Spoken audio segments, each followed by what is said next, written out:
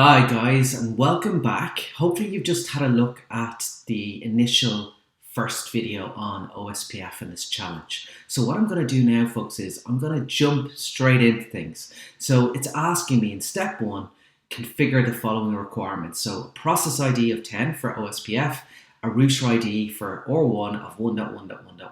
So let's jump right in and let's get started. So I'm going to pull up my OR1 first. I'm going to minimize this a little bit just to give me a little bit more space, guys, on the screen. And what I'm going to do is I'm going to jump into enable mode, configuration mode. And what I'm going to do now is the first thing I like to do, guys, and again, completely up to yourself if you like to do this also, but I always like to see the interfaces of my router. So you can do this a couple of different ways. What I always like to do is just go up to Cisco and go to preferences, and what I like to do is I like to just click on this always show port labels. So again, this tells me the interfaces of my router. So I've just done that. Let's go back in here. What I'm going to do now is I'm going to do a show IP interface brief. Let's go exit for a moment. Let's go show IP interface brief so we can take a look at this, and let's make this nice and big so we can see it. So let's move this over a little. Okay, so what I can see here, guys, is I can see obviously on R1 I've got 3 different networks that have been configured. I've got an interface here on gig 00. It looks like gig 00. It looks like gig 01 there. Let's just can I move that around? Okay, it looks like it's locked. Okay, but I can see in here, which is the important thing, is it's basically gigabit 00 that's configured with a 172.16.1.1. I can see the serial interface of 000. So this is indeed this network. This is the 3 network in this case. So 172.16.3.1. And then I can see in this particular interface here, serial 001, I can see 192.168.10.5. Okay, so which is the IP address of this particular interface. So what I could do also, just to verify the subnet mask, guys, because although it's showing them here that this is a /24 on this gigabit, Ethernet LAN, it's always good to verify. So what I usually do is I say show run, and this will bring us into our running configuration. So we can just drop down here to see what's going on. So I can see indeed, guys, this is gigabit 00. I can see that this has a /24. It's configured with this IP address with a /24 subnet mask. Likewise, if I just move down here, guys, I can see that in this particular link, this going up from serial 000, what can I see? I can see this link here has a subnet mask of /30. Okay, 255.255.255.252. Okay, I can also see the clock rate of these serial links. And then finally, guys, I can also see then my serial 001. So again, likewise, I can see that this indeed has another /30. So what I'm now going to do, folks, is I'm going to need to do a show IP protocols. Let's just see, does it know anything about any routing protocols at the moment? And the answer to that question is no, it doesn't. There's no routing protocols set up as of yet. So what am I going to do? I'm going to actually now go and set up basically my Ospf process. So what I'm going to do is I'm going to go conft and I'm going to basically go in and I'm going to say, okay, I need to use the process ID of 10. This is what it's asked me to configure. On previous videos, you might have seen me choosing process ID of 1. Again, really, it's important just to abide by the requirements. And again, if I want to see my score increase in this particular challenge, I've got to do what it's asking. So what I'm going to say is I'm going to say IP Ospf. Where am I? I'm going to say router Ospf, and I'm going to say this is basically where I choose my process ID. So again, I could choose any process ID, but in our exercise, it's asking us for number 10. So I'm going to say 10. And then what I'm going to do now, guys, is I'm going to need to start to configure what I want. So one of the first things it's asked us to do is it's to basically put a router ID on. Now, if you've been watching my previous videos, guys, you can see that when we configure a routing process like Ospf, it will automatically choose a basically IP address for the router ID. What I'm doing here is, and what it's asked us to do is, it's asked us to statically define this router ID. So again, don't leave it up to chance. Don't allow it to choose the highest interface that's in an upstate or a loopback interface. What it wants us to do is actually put in this router ID. So what I'm going to do is I'm going to type in router. I'm going to use my tab to finish that off, router-id, and then what I'm going to do is I'm going to set this to 1.1.1.1. When I press enter, what we should be able to see, guys, is we should be able to see our completion score. We should get some marks for doing that. And again, I never get too obsessed with looking at the marks here sometimes, guys, because again, sometimes when you have to save your configuration and reload in certain cases, this is only then when the completion score goes up. So don't fret too much about that score.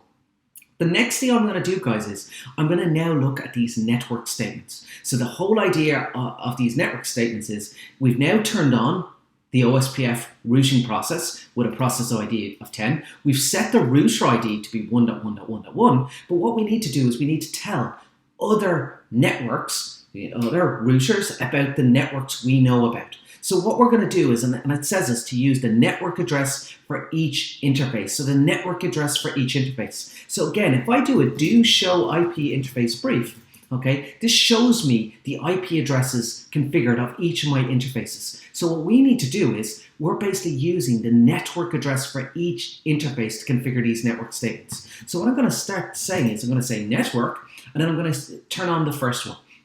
So I can see the first one is this 172. So what I'm going to do is I'm going to say 172.16.1. Now again, remember, it's the network address for each interface. So what's the network address? The network address in this case is, we know it's a /24, so the network is going to be 172.16.1.0, okay? And then what we need to do is we need to then determine the wildcard mask. So if I press question mark, that's what it's expecting next. It's looking for the Ospf wildcard mask. So what am I going to do? Because it's asked me to configure the network address for each interface, I'm going to use the wildcard mask to basically use that for that network address. So I know, guys, that the network address or the subnet mask typically would be 255.255.255.0. But again, remember, we're getting the inverse of this with regards to the wildcard mask. So what I'm going to need to do is I'm going to need to subtract. This is our way of doing this. In order to get the inverse of our subnet mask, what I do is I basically subtract 255.255.255.0 away from 255.255.255.255. So again, if that's completely new to you and you're kind of going, Greg, what the hell is going on there? What have you just done? Okay, go back and have a look at my previous earlier videos that kind of I go through this in a much greater depth. So what I'm going to say is I'm going to be basically saying 0.0.0 dot. Because again, remember the subnet mask is 255.255.255.0, what I'm going to be doing is I'm going to be doing the inverse of that. So in this case, it's going to be 0.0.0.255. And the last thing to finish this off, again, remember the exercise, the name of this exercise, it's configuring Ospf version 2 in a single area. What's this single area? This is the first area, which is also known as the backbone area. So I'm going to put all of my network interfaces into area 0. So once I do that, and once I press enter, I should indeed see my score increasing. And there you can see, although it's gone up to 12 now, we've still got a long way to go. But again, we can see this is a good sign that my score is increasing. So let's do a similar technique for the other networks on this router. So what I'm going to do is I'm going to look at the next serial 000. So again, I'm going to use my network statement. I'm going to type in 172.16 and take your time with these guys, 3, and now we need to think about what is the subnet mask for this particular interface. So again, I can see it's on the 3.0 network, but it's /30. So again, I'm going to be saying 3.0, and now remember, /30, remember our normal subnet mask would be 255.255.255.252. So if I subtract that against 255.255.255.255, what am I going to get? I'm going to get 0.0.0.3. Okay, so again, if you're unsure on this, guys, go back and have a look at my previous videos to explain how I get these wildcard masks. And again, if you're familiar with access control lists, again, it uses a similar process there to get this. So once I've done that, guys, I'm going to press enter. Okay, so I'm pleased that my score is ticking up nicely there.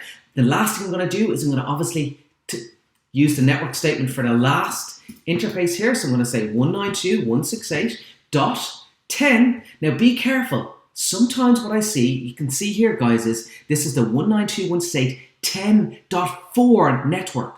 Okay, /30. So remember, do not do something like this. Don't say, oh, it has to be starting with .0. Okay, remember, because this is the 4 network, remember this is going up in /30s, which my increment is, let's do out the subnet mask again. The subnet mask is 255.255.255.252. What's my increments on this network? My increments are going up in 4s. So the first network would be 192.168.10.0. But remember, my interfaces aren't on that network. They're on the 4 network. So what do I need to do? I need to ensure that I'm using the network address. And then what I need to do is I'm going to need to ensure that I use the appropriate wildcard mask. So just be very careful on these network statements, guys. It is easy to make a mistake, but remember, it is going to have a big impact on your network when you go to do routing if you get these wrong. Okay, so once I've done that, I'm going to press enter, and I can see straight away, guys, I can see that I've got many marks there for each of these network statements.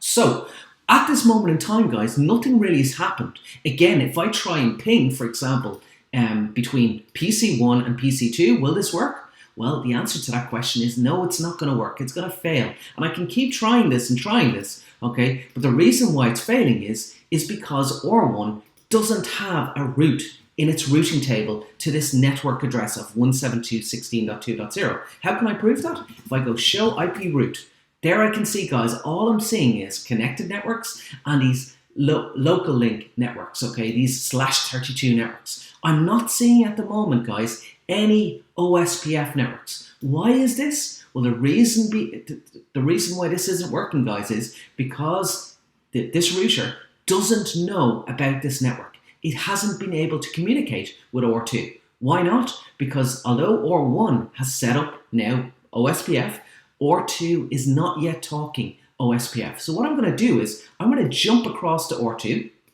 I'm going to go to CLI, and what I'm going to do is I'm going to go in here. I'm going to go enable conft, and we're going to dive straight in to the configuration of OR2. The first thing I'm going to do is I'm going to say router Ospf, and I'm going to say 10 again. Remember, it's process ID 10. It asks us to do that on each of the routers. And then what I'm going to do is I'm going to rename the router ID. So router ID, and in this case, because it's router 2, I'm going to say 2.2.2.2.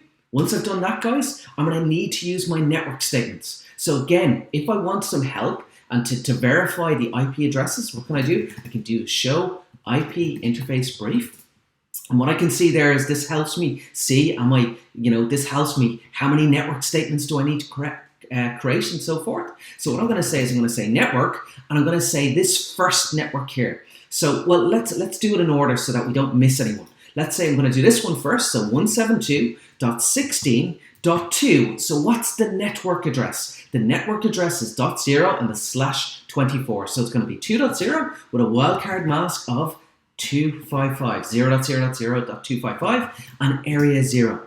Okay, once I've done that, I'm then going to go on to my next interface. So what's my next interface? It's going to be serial 000, which is going to be this network here. So what I'm going to do is I'm going to say network, and I'm going to say 172.16.3. And in this case, it's .0/30. So, just be careful. Nearly made a little boo-boo there, guys. Just be very, very careful with your configuration. Okay, so I'm going to say 0.0.0.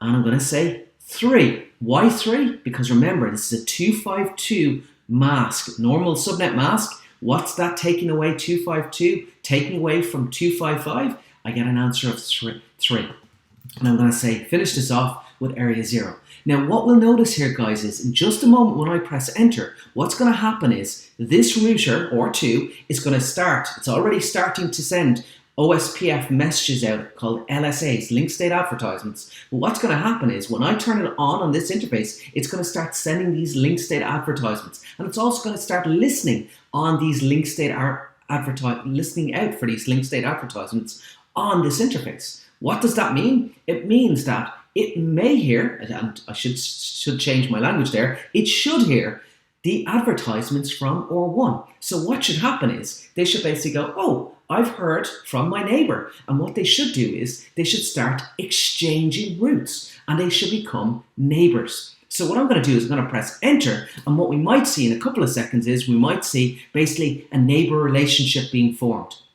And again, this can take a few seconds, but there you can see, guys, look at that. I've just established a neighbor relationship with who? With 1.1.1.1. What? Who's 1.1.1.1? That's our friend OR1. That's its router ID. And this is where the router ID plays a key role. And you'll see that it's gone from loading to full. What does this mean? It's basically said, oh, I've added routes that basically OR1 has given me. And likewise, if I go over to OR1 now in a moment, we'll see that it also basically had a new neighbor, and it also will have gone from loading to full. In other words, it will now know about this network here. We will share information with each other. The last thing before I move on here, guys, is I've got one network statement to do. So in this case, it's going to be network 192.168.10, and be very careful again here. Look at this interface. It's on this 10.9. So remember, if we do out the appropriate, so I can see here, guys, look at it there. This is 10.8, this is the network. So again, remember, we need to use the network statement there. So again, because it's going up in increments of 4, so it wouldn't be 10.0, it wouldn't be 10.4, it's going to be 10.8. And then what's my wildcard going to be? It's going to be 0.0.0.3, because again, remember, it's 252, it's a /30. So just be very careful with these statements. And then it's going to be area 0. Now, once I've done this, guys, what I'm going to do is I'm going to go exit, and what I'm going to do is I'm going to go back to my friend OR1 for a moment. Do you remember before we didn't see any OSPF learned routes here? Okay, notice here that I can see that I've got a new neighbor here, guys, and if you like, what I can do is I can even go show IP OSPF neighbor, okay, and I can actually see now, look, I've got a neighbor of 2.2.2.2. That's my friend OR2. Now what I can do, guys, is I can go show IP route, and what I should be able to see now is I should be able to see those learned routes, those OSPF learned routes. And here they are. Look at this, guys. I can see the OSPF learned route of 172.16.2.0/24. Who's that? That's my network here connected to PC2. I can see it's got an administrative distance here for OSPF of 110, and I can see a cost of 65. Okay, where is it getting this value from? So again, where is it getting this value from? This is the administrative distance, or how believable this OSPF routing protocol is. That's going to stay the same, okay, because I'm using OSPF. However, this cost will change depending on, obviously, what network we want to get to. Where is it getting the value 65 here? Well, again, it's getting the value here because the cost of a serial link by default is 64, and the cost of a gigabit interface is a cost of 1, so 64 plus 1 is 65. Likewise, guys, if you're kind of going, great, 64, cost of 1, what's all this again? Remember, go back and have a look at those 4 previous videos that I did a little bit of time ago, guys, and it walked through this whole idea of reference bandwidth, and it talks about how you can calculate these figures. But for now, what it's basically saying is, it's saying, I know about this network, and to get to that network, I go out using serial 000. So if I go back to my ping test, guys, what I should now be able to do is I should be able to ping from PC1 to PC2. And now, again, this might fail, guys. Again, remember, why does the first one sometimes fail? Because, again, even though it knows the route now at this stage, it still has to ARP a couple of times. So don't be afraid. If it does fail, I always say try twice or 3 times just to make sure that everything's working. So in this case, look at that, guys. We can now see I've got a successful ping response from PC2. So again, if you wanted to prove this, you could delete this, go into simulation mode, and walk through it step by step. So what you can see is you can see the path that the packets are taking. So again, it's going to go out using this link over to our friend of PC2. Okay, and once PC2 responds, it's going to send a ping back all the way back. Now again guys, at this moment in time, you can see my score is up to 60 out of 100, so I'm pleased, but I'm not yet too happy, because obviously I want to get higher, because although we've got PC1 and PC2 communicating over the network, we're not quite finished yet, because obviously we want to get R3 involved in this process. So what I'm going to do is I'm going to stop recording now, and I'm going to record and keep going with our solution in just a moment, where I hope you'll join me. Okay, thanks for watching guys, and see you soon.